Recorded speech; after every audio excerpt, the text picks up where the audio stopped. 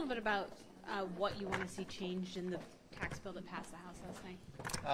I think we have to find a legitimate pay for. I mean, at the foundation, there's questions about the work requirement and other things. But, you know, folks, we are suggesting paying for this with a program that we created during the height of the pandemic that wasn't paid for. I call that pay for laundering. So if you want to look at the $34 trillion for the 3 years to actually implement the child tax credit, that's fine. But go out and find a way to pay for it. Do you think that House Republicans sort of phoned it in when it came to that pay for it? And why do you think that they wanted this so badly? I'm not really sure. You know, I think it's interesting for Republicans to claim the R&D tax credit as a win, as one example. And there's a couple of other ones, housing tax credits. I mean, that's a priority of Democrats. That has been a historic priority of both parties for some time. So I'm not sure what we really got out of it. Now, if you want to talk about all the tax provisions that are set to expire next year and bring that forward and find a legitimate pay for the child tax credit, then count me in. I just don't think that this is a package that we should be pounding the table for. What do you think is going to happen in the Senate? Do you think there would be the Republican support for it? Well, we have to keep in mind that the way that it's coming over to us, it will have to go through the Senate chamber through regular order, which could mean a limitless number of amendments on the floor. So Schumer's going to have to take that into account to see if it's something that he can get done. Why does it have to go through regular order? I'll leave it to, there may be a couple of hurdles where it would be required for that, but the percentage play is the expectation that it would have to go through regular order. It would have to be subject to amendment. And if it's subject to amendment, I'm going to work on trying to find a legitimate pay for. I'm not trying to destroy the ultimate intent of the bill, but let's create a good foundation. Let's not create a fake pay for and try to mislead the American people, particularly fiscal conservatives, that we've actually are not just adding more to our debt.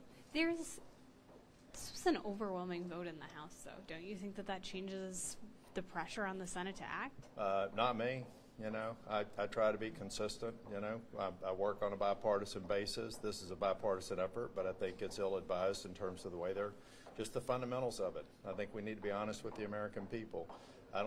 If people want to go and look at the camera and say, yeah, we agree, we are using a pay-for that wasn't paid for at the time, that the American people gave us a pass on because we were in the middle of a pandemic, and so we weren't really worried as much about offsets back then. We were worried about keeping the global economy afloat. That's fine.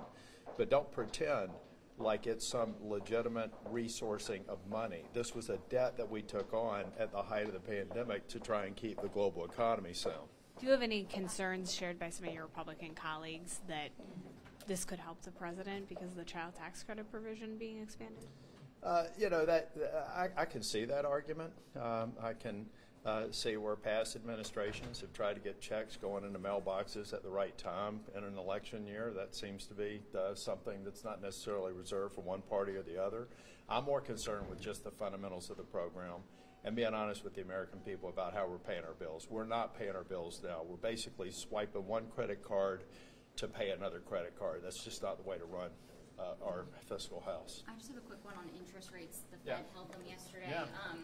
Didn't rule out a cut this year, but Powell pushed back about the idea of the next FOMC Yeah, I think I agree with the chair. I've listened to his comments, and I agree with them. We need to see some shifts in the fundamentals before we take that step on interest rates, and hopefully we will be there in March. But I think it was wise just to make sure that, you know, we're seeing an increase in GDP. That's a good thing, but it also, you know, could mean that we've still got headwinds with respect to inflation, and we've got to keep inflation in check.